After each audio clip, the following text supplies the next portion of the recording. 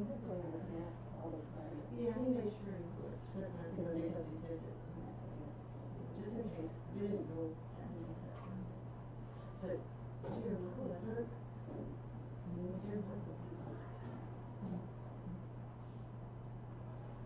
Jeremiah's still working. I said, oh, you're not supposed to be working. You're supposed to be working 10, 15 days. No, he's still working. I said, that's not fair when people come to me and ask him. Yeah. He was not supposed to play. I didn't know. Oh, he won't get it. But people, one time, that's what the bank was doing before, is he lived with this kid. Chuck? Ron? You doing all right? Yeah. Good. Yeah. Oh, Mother. I don't know, man. Everybody's got COVID, I know, man. I mean, wherever you go, it's there, man. So, I don't think anything they do is gonna keep you from getting any flu bug that's out there. yeah. It's obvious nothing they've tried so far has kept it down. Numbers are up higher than they were last year, they claim, nationwide. Yeah, they are. But like, Scary stuff. we did get. I don't know. Yeah, so. Mom, she was feeling pretty bad, so took her to the doctor Sunday, you know, and we, a real close friend of mine had, grandson had COVID, so we didn't know what the deal was, so we, thought I had home test, we got a home test, it turned out negative, but Mom was feeling pretty lousy, I was, so we took her to the doctor Sunday, you know, and they did a flu test on her, chest x-ray, and another COVID test, so that one takes another couple days for results, but they call you if you have it, you know, but they never called, so, well, I guess we're in the clear, so to speak. So, she's here tonight, though. But she kept her away from me and so just down like A lot of coughing and. See, now they claim what, 5 days, instead of the 10, it was 2 weeks or things, so if it was like 4 or 5 days ago, and they're back to maybe you're in the clear, they know what they're going for. Yeah, it's crazy. And get tested every week. I mean, everybody I know is sick. The sister Janice had it, How's I your, didn't say, you didn't say. Sister Lynn is doing better. She left the hospital today and went to rehab. She'll be in rehab at least a couple of weeks. Depending on what she does, but she's moving on her own. Well, she's got the walker, but she's at least getting up and moving on her own now. Before that, she couldn't just a week. And she thinks they're gaining on the infection. They're serving antibiotics. that's scary. Such, yeah. Well, the other one, they stopped after a couple of days because they thought she had allergic reaction to it, but just a rash and all kinds of things called a rash anyway. But we thought then, the infection out, sure enough, the infection came back. But then, 6 or 7 days, I think. So now they're trying to keep the antibiotic until they get the thing done. Is it in her age? Well, they're better, she says. Now, she said they're swollen now because, see, they were doing IV liquids, and she got diabetes anyway. The liquids have caused her legs and her ankles to swell, but she can tell she's got circulation in them, though they're not blue like they were was up her a while back. So gaining on that, which she has been. They did some physical therapy in the hospital, but not much. You know, once they start physical therapy and get her to walking, and now she's off the IV solution, she ought to be able to get some of that off. They can do like this Lasix or whatever. Do what? Not Lasix, some kind of thing that heals. Hello, Mr. Chuck. That's not fun either. Yeah. Yeah, Mom takes those. Okay, yeah. And you're right. Yeah, she chooses when to take them, because, yeah, you're gonna get up and down the whole time. There's no other remedy to get them home. You have to do it. Hello, Dale. Hello, Ron. How are you? Pretty fair, yourself. How's your sister doing? Leanne went home. Richard. Physical therapy. I think I had you. She's doing a little better. Yeah, I had you for closing prayer tonight. Yeah. I was just gonna tell you that Donna's mom, should be coming home tomorrow. She's gonna. Well, she good. Donna stayed in this evening. She's exhausted, so. Well, I imagine so. So I'm sorry, Ron, you said what? Well, she went from the hospital to physical therapy today. Okay, So she's improving anyway. She's getting Good. up on her own a little bit, but now then they'll put her through the mill of physical therapy for a while. yeah. Yeah, probably for Right, anyway. longer than she wants to be, but that's what's best anyway. Well, I'm glad she's improving.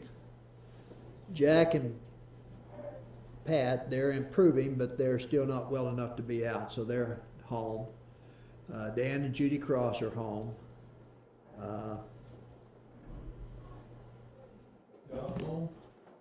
John is staying home tonight because Oh, man. Rhonda, That means Pat won't be here either then. No, Pat will be here, and Stephanie's not here. He was talking oh, you're talking about John Nip. Yeah. Yeah, because Sharon did test positive, and she definitely has coronavirus. Yeah.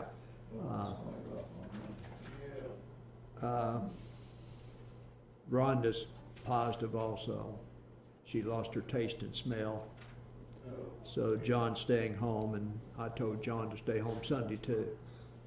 So Marilyn Sharber has had the flu. She's been nauseated.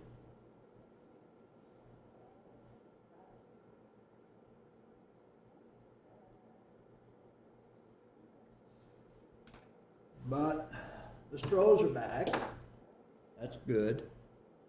I don't know about the Douthids. Let's see, who else? Yeah, Pat won't be here tonight because John can't come.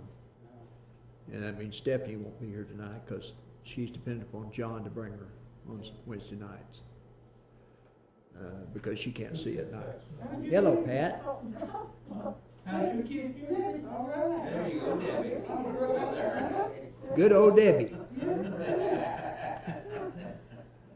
You called me. Well, that's good. I'm glad to hear that. So, Good. if I got, okay, we'll get it working here.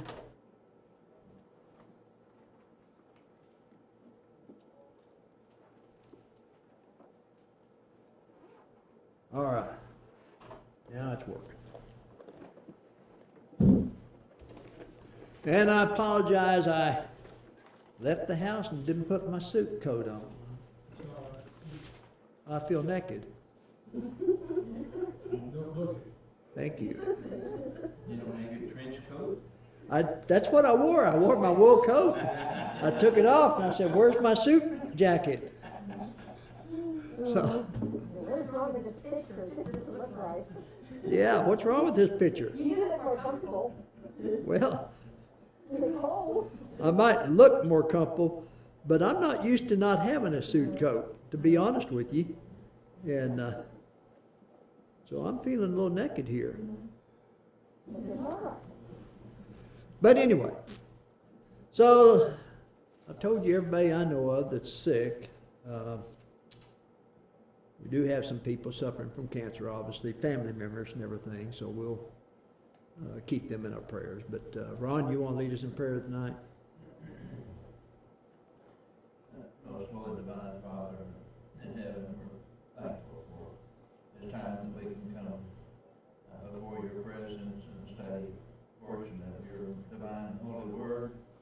Thankful, Father, for the revelation of your will for our lives that we can read about and clearly understand from the scriptures. And pray to be with us this night as we study from the book of Deuteronomy. Be with Dale as he presents his days for our learning. Be with us as give us the wisdom we need to make the proper application we need to our daily lives. Thankful, Father, for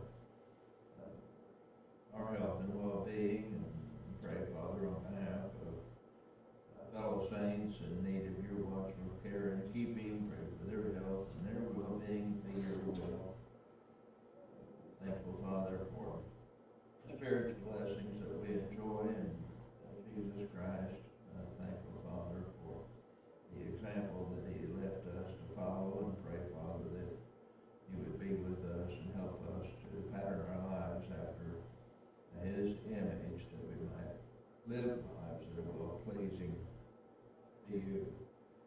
We're thankful, Father, for the local church arrangement, thankful for the encouragement we derive from our company with fellow saints, and pray you continue to bless us with the things that we have need of, both physical and spiritual. In Jesus' name we pray. Amen. Amen. All right, we're in 24th chapter, verses 10 through 13. We'll finish the 24th chapter tonight. Might accidentally finish the 25th chapter because it's not that long, but we'll see how far we get. Anyway, let's read verses 10 through 13. Donna, let's begin with you tonight if we could. When you have your neighbor alone in his court, you shall not enter his house to take his pledge. If you remain outside, the man to whom you make the loan will bring the pledge to you. But to the poor man you shall not speak with his pledge. When the sun goes down, you shall surely return the pledge to him, that he may sleep in his cloak and bless you. It will be righteous to you before the Lord your God. You shall not oppress a hired servant who is poor and needy, whether he is one of your countrymen or one of your aliens who is in your land in your town. Put him his wages on his day before the sun sets, for he is poor and sets his heart on it, so that you will not cry against you, the Lord, and it becomes sin to you. Henry. Okay, that's far enough. Well, I said 17. No, I said 10 through 13. But that's okay. We got through 15. So there are just a few notes that I want to mention on that. I know it shows 10 through 17 up here.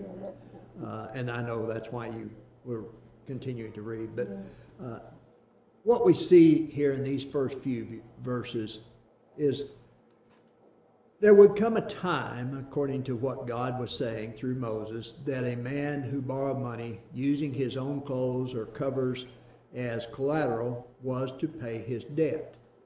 And the debtor, however, was not to barge into the man's house and take the pledge. The borrower was to bring his pledge out to the man.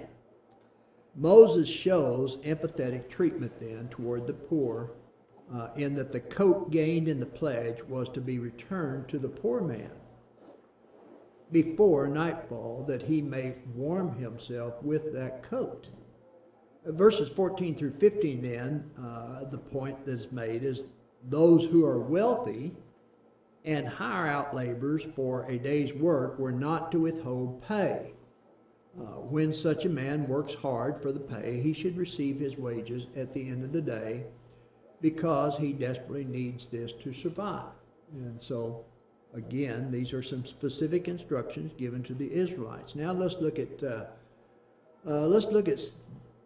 verse 16, and let's read through verse 22. Florence. Fathers shall not be put to death for their children, nor shall children be put to death for their fathers. A person shall be put to death for his own sin. You shall not pervert justice. Hello, Karen. Stranger of the fatherless, nor take your widow's garment as your pledge. But you shall remember that you were a slave in Egypt, and the Lord your God redeemed you from there. Therefore I command you to do this thing. When you reap your harvest in your field, and forget a sheep in the field, you shall not go back to get it. It shall be for the stranger, the fatherless, and the widow, that the Lord your God may bless you in all the work of your hands. When you beat your olive trees, you shall not go over the cross again. It shall be for the stranger, the fatherless, and the widow. When you gather the grapes of your vineyard, you shall not glean it afterward. It shall be for the stranger, the fatherless, and the widow. And you shall remember that you were a slave in the land of Egypt. Therefore, I command you to do this thing. Gary, we're in the 24th chapter. We're finishing up the 24th chapter. Florence was reading verses 16 through 22 there. Verse 16 is an interesting verse. I mean, you can look at the whole verse, but the key to the whole thing is the last part of it where it says, a person shall be put to death for his own sin. In other words, a father should not answer for the son's sins, a son should not answer for the father's sins, but we are all accountable for our own sins. Ezekiel had reiterated this principle in his prophecy at Ezekiel, the 18th chapter, and verse 20. And we'll not take time to read it. I didn't put it up there. I'm way off, aren't I? Well, we'll get this straightened out here. Okay, let's go back here now. Now, there it is, 18:20, right there. All right, I do have it there now. Chuck, you want to read that for me, please? Yes. The soul who sins shall die. The son shall not bear the guilt of the father, nor the father bear the guilt of the son. The righteousness of the righteous shall be upon himself, and the wickedness of the wicked shall be upon himself. So, we can accept the fact that it might be true that the father has responsibility to teach the child Bible truths. But it may be, in fact, that the child is stubborn and rebellious or refuses to accept the way of righteousness. This goes all the way back to Deuteronomy, the 21st chapter, verses 18 through 21. Let's go ahead and read that again, Ron. If a man has a stubborn and rebellious son who will not obey the voice of his father or the voice of his mother, and who, when they have chastened him, will not heed them, then his father and his mother shall take hold of him and bring him out to the elders of his city, to the gate of his city. And they shall say to the elders of this city, this son of ours is stubborn and rebellious. He will not obey our voice. He is a glutton and a drunkard. And all the men of his city shall stone him to death with stones. So you shall put away the evil from among you, and all Israel shall hear and fear. So we can take this a little bit further, and certainly I'm open for discussion on it if you have any questions or comments, but I want you to really think about what God is saying to Moses here, saying that Moses should teach the Israelites, and that is that every man shall be put to death for his own sin. Now, a father can do everything he can to raise his children up. They can be respectful, they can be obedient while they're growing up, and he can do everything he can to teach them Bible truths. But he cannot force them. It's like you can lead a horse to water, but you cannot force that horse to drink that water. And the same thing with the child. We all have free choice. The child may be respectful, the child may be obedient as they're growing up to their parents. And the parents may do everything to teach that child Bible truths. But the child, once he becomes adult or she becomes an adult, may refuse to respond to that Bible teaching. So the parent should not be held responsible for that adult person who is living a life of sin, because that person is going to have to answer for his or her own sins. The mother or father does not have to answer for that. This is where I think that we get ourselves into trouble when it comes to choosing people to serve as elders and or deacons, when we become legalistic and we try to force the fact that they have an adult person that was their child, that might have been obedient as a child and was taught everything possible, but as an adult, the child refuses to respond. And so we automatically disqualify that person because of the fact of an adult that is responsible for their own life. I think that's where we sometimes get ourselves in trouble. I just throw that out for thought. You can tell me what you think. I'm amazed at how he, in giving his laws, he is teaching them to respect the other person. He's teaching them to help the needy. He's teaching them to be respectful I've got down here, God guarded the rights of aliens or strangers, orphans and widows, since they were not capable of defending themselves as the Israelites were. Okay, good point.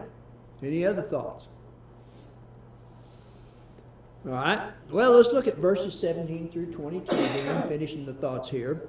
And the idea that is brought out in these verses is God demands justice for all, obviously. Whether the person be a sojourner, a fatherless individual, or a brother, Israel was to take consideration of the fact that they were all bondmen or slaves in Egypt. The wealthy are to thereby leave all the seconds in the field. They are not to harvest the corners of their fields, but rather leave these parts for the sojourners, or for the widows, or the fatherless.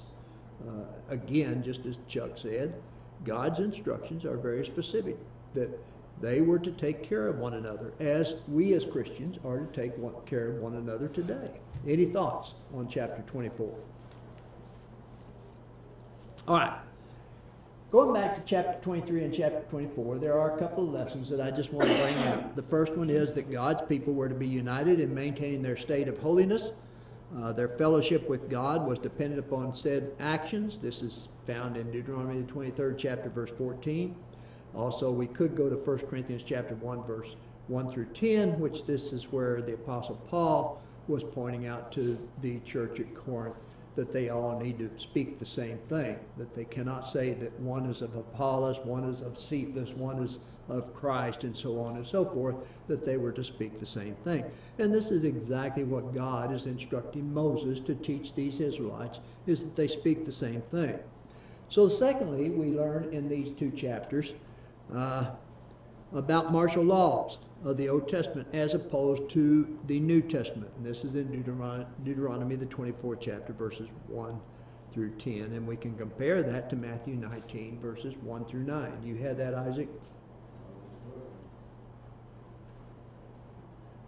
Of course, we've read this before, but this deals with Jesus and his point about marriage, the marriage relationship.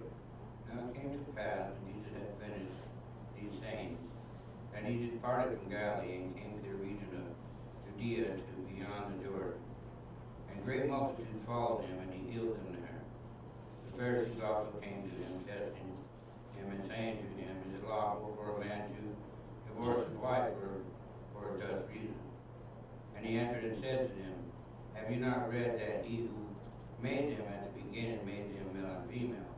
And said, For this reason a man shall leave his father and mother and be joined to his wife, and the two shall become one flesh. So then they are no longer two, but one flesh. Therefore what God has joined together, let not man separate. They said to him, Why then did Moses command to give a certificate of divorce and to put her away?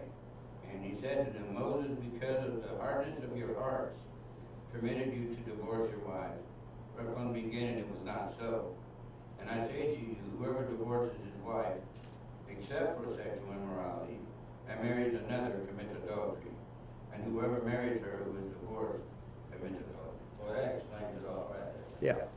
Yeah. But as Jesus said here, under the old law, Moses permitted it because of the hardness of the hearts. That's not the case now. God and Jesus, the Son of God, expects the marriage to be one man and one woman, and there's no living together. There's no divorce because you don't like each other or you're mad at each other. Death do you part. Death do you depart. That's exactly right. All right, let's go to the next thing that we're going to learn here. This is what we're learning here in chapter 23 and 24 is more of God's special care for the poor, the fatherless, widows, sojourners. James in James 1:27 made this statement. He said, Pure religion and undefiled before our God and Father is this, to visit the fatherless and widows in their affliction and to keep oneself unspotted from the world. Now, James was not talking to the church. He was talking to individual Christians, and we need to remember that. We have a responsibility to take care of people, but we do it as individuals. Any thoughts? All right, let's look at the questions for chapter 24 real quick. Question number 1. When a man takes a wife and marries her, and it happens that she finds no favor in his eyes because he has found some uncleanness in her, and he... You read it all. You read it all. You stopped in the middle of it. Keep going. I guess so. What I was looking for, the word rights is what I should have said. Her certificate of divorce puts it in her hand and sends her out of his house. All right, so I answered it. Question number 2. Now you finish the verse. Okay. Amen. When a man has taken a new wife, 4 weeks or with any business. She shall be free at home 1 year and bring happiness to the wife whom he has taken. all right. Number 3, what may not be taken as security for a debt? Okay, lower or upper millstone, that's verse 6 of chapter 24. When making a loan of any kind to a neighbor, what must an Israelite not do? They'll not go into his house to get that taken. All right, that's verse 10. Number 5, finish the verse. Each day ye shall go give him his wages. And not let the sun go down on it, for he has sworn and has set his heart on it, lest he cry out against you to the Lord, and it is sin unto you. Okay, number 6, why did the Lord command the following? When you reap the harvest in your field and you forget a sheep in the field, do not go back to get it. You mean the poor, right? Yeah. It shall be for the stranger, the fatherless, and the widow, the poor. All right, that takes care of chapter 24. Chapter 25, what we have here in chapter 25 is laws regarding corporal punishment and labor. Let's look at verses 1 through 4. Karen, you want to read that, please? If there is a dispute between men, and they come to court, that the judges may judge them, and they justify the righteous, and condemn the wicked. Then it shall be, if the wicked man deserves to be beaten, that the judge will cause him to lie down and be beaten in his presence, according to his guilt, with a certain number of blows. 40 blows he may give him, and no more, lest he should exceed this and beat him with many blows above these, and your brother be humiliated in your sight. You shall not muzzle an ox while it treads out the grain. All right, so the first 3 verses, God is the Lord of justice. Looking at Jeremiah, the 9th chapter, verses 23 and 24. Donna? Thus says the Lord, let not a wise man go to the wisdom, and let not the mighty man go to the might, let not a rich man go to the riches. Let him who both of this, that he understand and knows me, that I am the Lord who exercises loving kindness, justice, and righteousness on earth, for I delight in these things, declares the Lord. Man's perception of right and wrong is developed by the law of God. Justice sees to it that the law of God is kept, and the rod of correction administered to those who do not keep the law of God. The righteous are to be justified, and the wicked condemned. So throughout Israel's history, as we see today in our own society, justice does not prevail. Often, the wicked are treated as though they were righteous, and the righteous as though they were wicked. This goes to Ecclesiastes, the 3rd chapter, verse 16. Florence, you had that? Just a second. Ecclesiastes. 3:16. Moreover, I saw under the sun, in the place of judgment, wickedness was there, and in the place of righteousness, iniquity was there. Okay, and I'll read Isaiah 5:20, because Isaiah says, woe unto them that call evil good and good evil, that put darkness for light and light for darkness, that put bitter for sweet and sweet for bitter. Does that remind you of anything taking place today? Good question. I said, does that remind you of anything taking place today? what Isaiah said when he said, woe unto them that call evil good and good evil, and that put darkness for light and light for darkness, that put bitter for sweet and sweet for bitter. To remind you of some of the things going on today. And I would think that it probably does. Look at all the riots that took place in Michigan and Oregon and Chicago and other places. And that was okay. It's ironic that all of the traffic that was stopped yesterday on I-95, the Democrats are blaming the incumbent Republican governor that hasn't even taken office yet. It's his fault. Our society has gotten pretty backwards and everything, and this is exactly what God is saying, that this should not happen. According to Proverbs 10:13 and 26 verse 3, the rods or sticks used to beat the unjust were taken upon the back. The man would apparently lie face down on the ground and be beaten up to 40 stripes. The number 40 was probably chosen with reference to its symbolic significance, which it had derived from Genesis, the 7th chapter, verse 12, onwards, as the full measure of judgment. This is according to Keel and Deletes, page 953. This law is the reason that on 5 occasions in the Apostle Paul's life he received 40 stripes, save one. Look at 2 Corinthians chapter 11 and verse 24. Ron?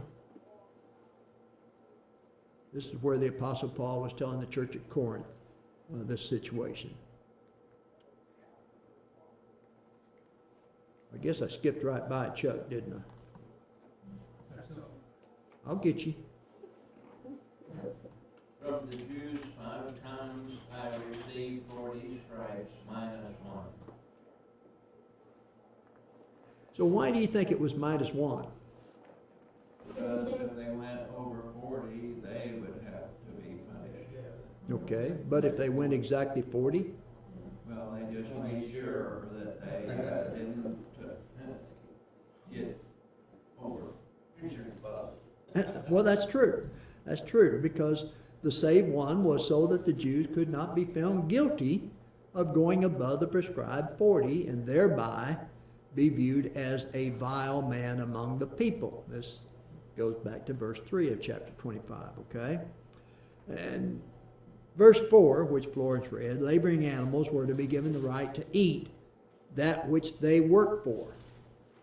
If an ox worked at treading out grain, then that ox was to be given the right to eat a portion of that which he treaded out. And that was to be his wages. To do otherwise would be a matter of cruelty.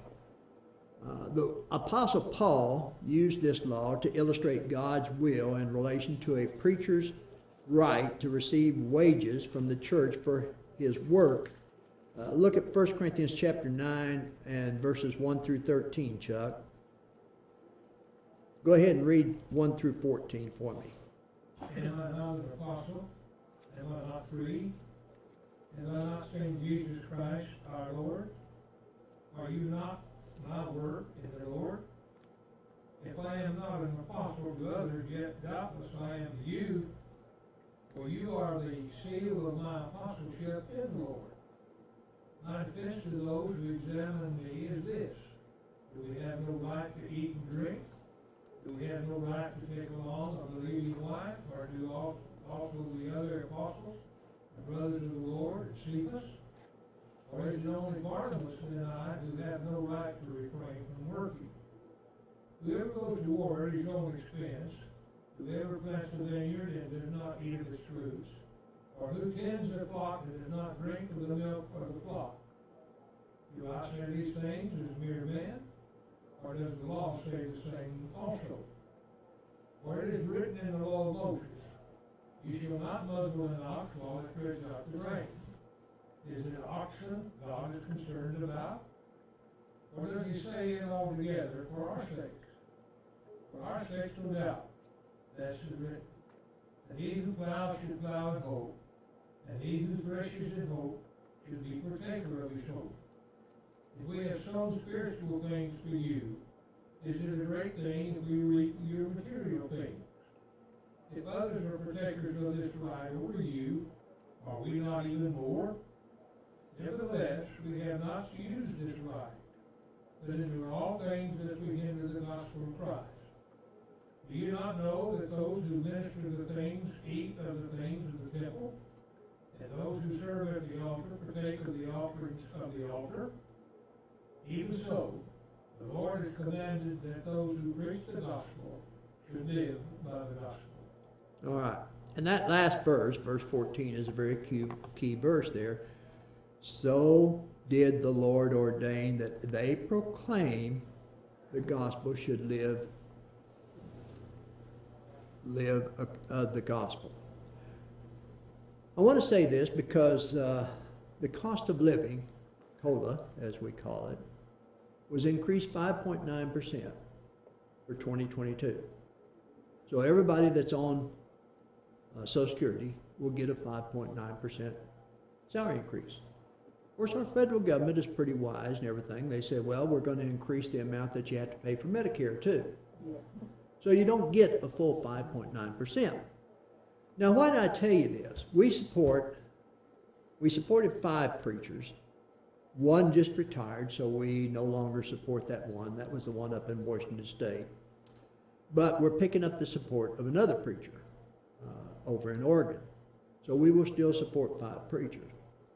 I've been one that has been very firm in the fact that when you support a preacher, that they're dependent upon the funds that the people who, or the churches that support them, give them.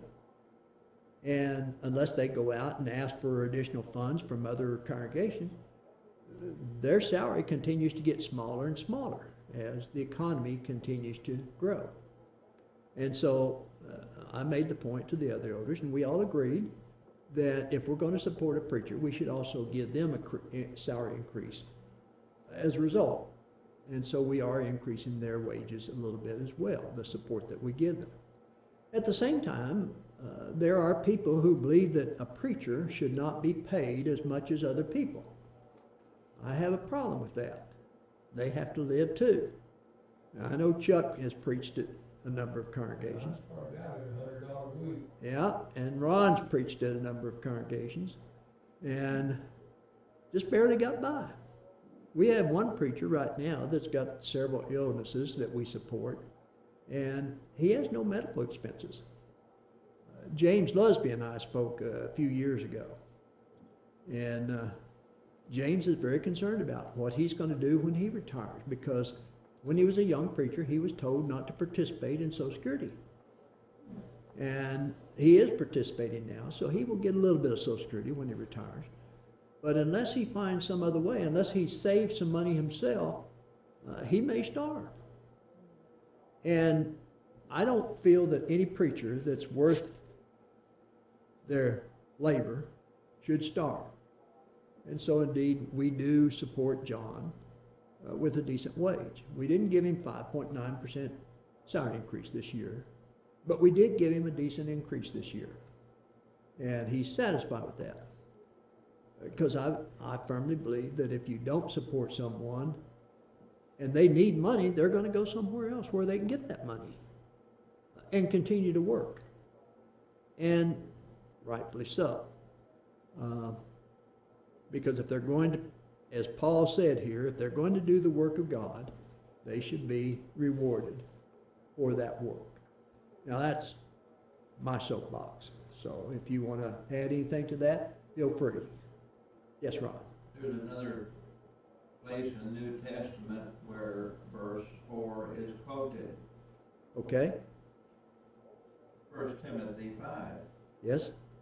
17 and 18. You had that? Yeah. Let the elders who rule well be counted worthy of double honor, especially those who labor in word and doctrine, for the Scripture says, you shall not muzzle an ox while it treads out the grain, and the laborer is worthy of his wages.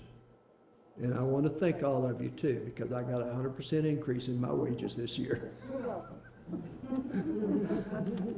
But no, that's a very valid scripture, and there's nothing wrong with, if you have an elder, let's say we have an elder that is retired, that stays up here at the building every day, 8 hours a day, to take any counseling or respond to any needs of the congregation.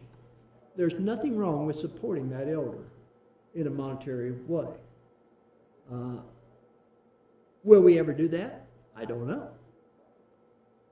I mean, I'll be honest with you, James, that's one of the things he asked. He said, would it be possible if when I retire, if I came back here to work for Seminole Pointe, that Seminole Pointe would be able to support me a little bit in that work? Now, I didn't say we would or anything. He just asked that question, and I left it completely open, because that's something that we would have to discuss as elders, and we would have to decide if that was really a need. And if it's really a need, then that's a possibility. So there's nothing wrong with supporting a man who works up here full time. There are congregations that support, for lack of a better way, they'll support what they call youth ministers. I'm not so sure I agree with youth ministers, but I know that we have congregations in Beaumont that have more than one minister, and I think that's fine. If you have that many members, certainly there's oftentimes a need for more than one minister to help out. Chuck? I have not a unique outlook on this. What I would like to see, instead of partially paying a preacher's salary, like we're doing, there's nothing wrong with what we're doing. But what I would like to see is to go out and get a family that's preaching out in the field, and you take full control of that man. And he's your minister, and you pay him his salary, you make sure that he has a living, and you don't have to go 1, 2, 3, 4, 5 with 5 separate preachers. Yeah. If you have enough money to hire 2 of them, hire 2 of them. Take care of them. Because I'm a firm believer that the majority of our money ought to be spent on mission work. Well, and I'm going to personally say that I take pride in this congregation that over 50% of our funds go towards evangelism. We stress that, I think. And I don't disagree with what you're saying. There's nothing wrong with taking one preacher and fully supporting him. I will say, that way the elders have control. well, They can go and see what the man's doing. and we do have control the way we do it, because we do not send the money to a congregation. We send the money directly to the individual, and we require the individual on a monthly basis to send a report to us. And when possible, we do. In fact, the one that retired up in Washington, Lawrence and I stopped by there and worshiped with him to see what he was doing. You hadn't heard about that guy several years back that went up into Colorado and was seeking mission work help. He was hired, drawing a pretty good salary. So one of the elders went up to see how he was doing, how he was getting along. He hadn't been there for 3 weeks. Yeah. He was up in the country deer hunting. Yeah. I think, and you know, that does happen. Yes, it does. That's why I think the way we do it, when we require them to answer directly to us, and we have one preacher right now that I'm going to wring his neck pretty soon, because he's not very good at sending monthly reports to us. And he's close enough to where I can reach out and wring his neck. So I'll not mention any names, but that doesn't sit well with me if we provide a support to them and they don't seem to care enough to provide information to us as to what they're doing and how they're doing it. Yes, Donna? And you have to make sure that there's scriptural, what the teaching is scriptural and all that, and you must kind of, you're not the support them, you know, all of a sudden they're saying, oh, or stuff, you have to be careful of that. Yes. Yeah. Yeah. And we do. I mean, before we decide that we're going to support someone, we thoroughly check them out first to make sure that they are a sound individual. We will talk with other individuals to see what they know about them and get references as well. So My ideal situation is, let's just assume that John decides to leave here, which I don't think he will, but let's assume for a minute that he decides to leave and we start looking for another preacher. My ideal situation would be that we not bring people in to preach and teach here so we see what they preach and teach, but we go there and see what the congregation thinks of them as well, because if they're being forced to leave, then maybe we don't want them. If the congregation there hates for them to leave, then okay, there must be a reason why they don't want him to leave. And that may not always be possible, but as much as possible, that's the way I think it should be. That's just my thoughts. Anybody want to add anything else? Well, I managed to talk a lot there, didn't I? All right, let's see what else we can get here before the second bell rings. Verses 5 through 12, we're going to look at the levirate law and the law of a wife's deeds when two are fighting. This might answer a little bit of Donna's question last week, but not much. Because there are things that God expects of a woman. So let's look at verses, Isaac, read verses 5 through 10 for me. If brothers dwell together, and one of them dies and has no son, the widow of the dead man shall not be married to a stranger outside the family. Her husband's brother shall go into her, take her as his wife, and perform the duty of a husband, brother to her.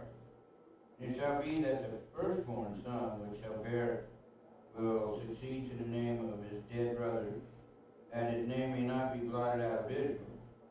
But if the man does not want to take his brother's wife, then let his brother's wife go up to the gate to the elders and say, my husband's brother refuses to raise up a name to his brother in Israel. He will not perform the duty of my husband's brother. Then the elders of the city shall call him and speak to him, but if he stands firm and says, I do not want to take her, then his brother's wife shall come to him in the presence of the elders, remove his sandals from his feet, spit in his face, and answer and say, so shall be done to the man who will not build up his brother's house. And his name shall be called in Israel, the house of him who had his temple removed. Okay, so God's will, though, was that a man's name not be blotted out by death. If a man dies not having a son, then his brother was to take his surviving wife, and she would become the wife of the brother for the sake of producing a son and continuing that man's heritage.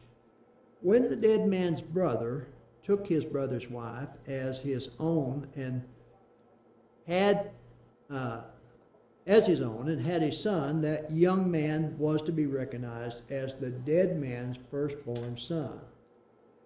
It was clearly a shameful thing not to fulfill the levirate law of marriage. The woman was to spit in such a one's face after having loosed his shoes. The shame not only occurred at the point of the woman spitting in his face, but he was to live with this shame in all that all Israel would look upon his house and say, this is the house of him that hath his shoe loosed. So man ought to feel the shame of sin today unless he changes his ways. That's what we see in 5 through 10. Now let's look at verses 11 and 12, Karen. If two men fight together, and the wife of one draws near to rescue her husband from the hand of the one attacking him, and puts out her hand and seizes him by the genitals, then you shall cut off her hand. Your eyes shall not pity her. And, okay, through verse 12, yeah. So, Moses continues then to instruct Israel with various laws. And Moses considers a quarrel between two men in these two verses. The wife of one may seek to help her husband by taking hold of the enemy's genitals to get her husband loose. And such an act was not to be tolerated. The woman's hand was to be cut off, and no one was to have pity on her. Now, that sounds maybe pretty rough, but this was God's law, and this was what was expected in obedience to his law. Any comments through verse 12? Could she hit him with a board or something?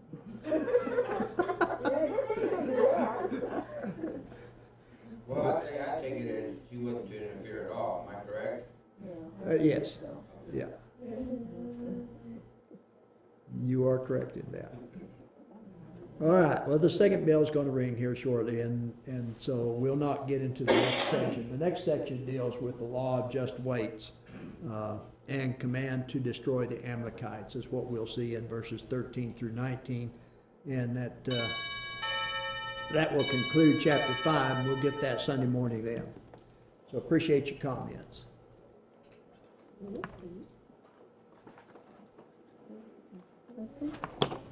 Maybe you need to keep it. Yeah, maybe 2 or 1.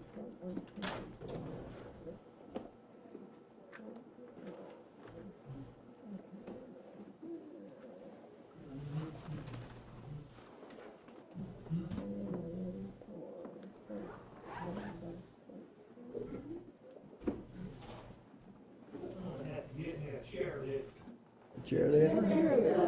That's the one to first class. You're doing wonderful. I like to hear you talk.